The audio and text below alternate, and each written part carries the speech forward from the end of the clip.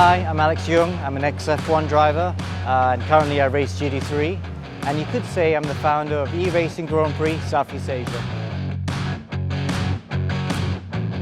So eRacing Grand Prix Southeast Asia, it's a regional championship where we try and get the best sim drivers to race against each other, country versus country. Racing is improving all the time. Really for about 10 years now you've had some very good games that simulate what it's like to drive a real race car. And we've actually seen sim races being able to go from the virtual world to the real world before. But what's been really cool is the graphics. The graphics have come along a long way now. We felt this was the right time now. Enough people are doing it, the games are good enough. It's like the real thing. You know, we're going to put it on TV and it looks like the real thing. So the switch over is now, it's right.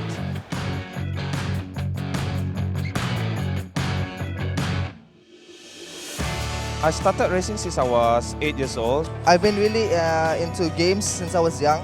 I've been playing racing games since I was actually 11. You get a lot more detailed feel and control over the car. Oh, exciting. Really, really exciting. It wasn't easy. The feedback is so rough, something that we would have never been able to experience before. You know, being behind the wheel of a car, you know, the feeling of the steering wheel, the ground, everything just feels so realistic.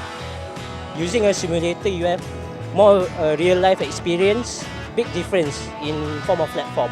It's quite challenging and at the same time it's exciting because it feels like the real thing.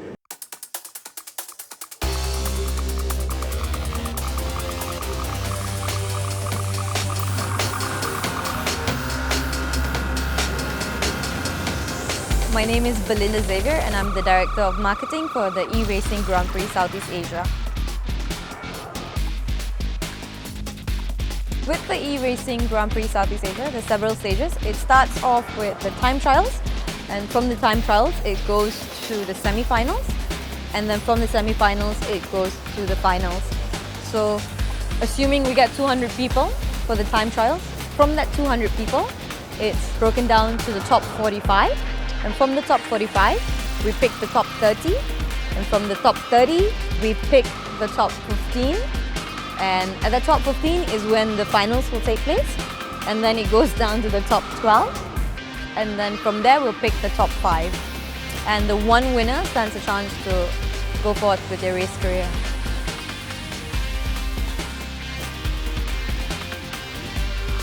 There are a lot of e-racers that are racing in this virtual reality. At the end of the day, aspire to become a real race car driver. So virtual reality was the most apt line that we could come up with because that's exactly what we're doing. We're taking them from virtual to reality and helping them realize their dreams. For youngsters that wants to try out e-racing, this is a very good basic startup for them. First of all, you get to know your car.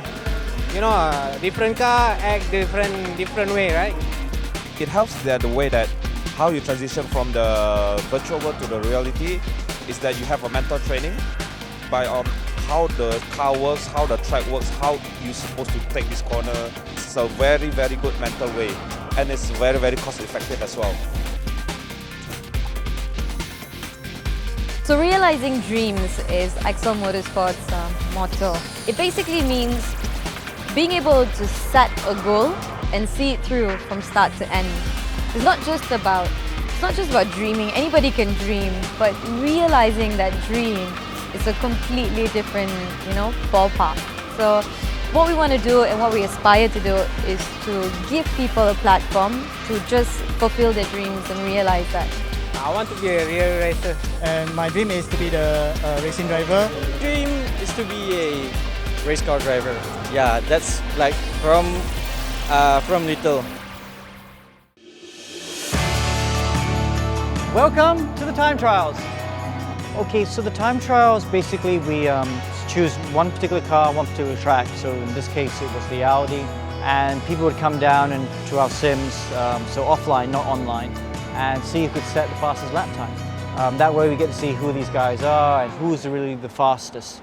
So for the time trials, we want people to really commit to the game. So they pay an entry fee, get some free swag, t-shirts, stuff like that.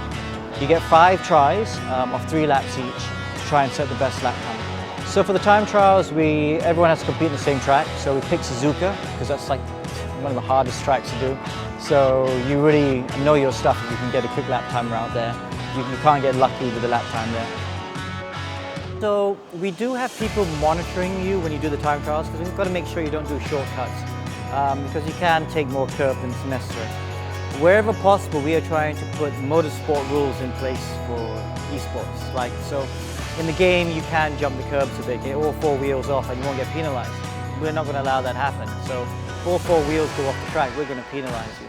So that's why we need to observe and make sure that no one gets an unfair advantage.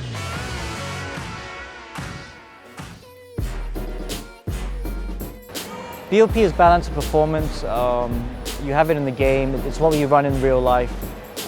Because if you don't have BOP on, then the cars run at full power and then it goes a lot faster. So balance of performance is all the cars are balanced the same, so the performance is about the same. So we always run BOP because in real life we run BOP as well.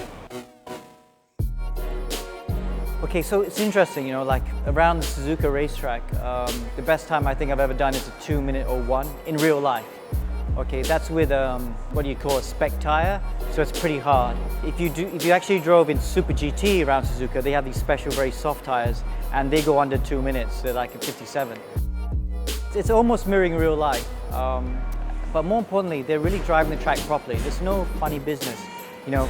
They're approaching Degner the same way. They're doing 130R and Spoon. They do all the little tricks to make those corners quick in a real car. They're having to do it in the sim. Fastest we saw on the time trials was a 56, 1 minute 56, with BOP turned on, obviously, and that was pretty impressive. Secret score today focus.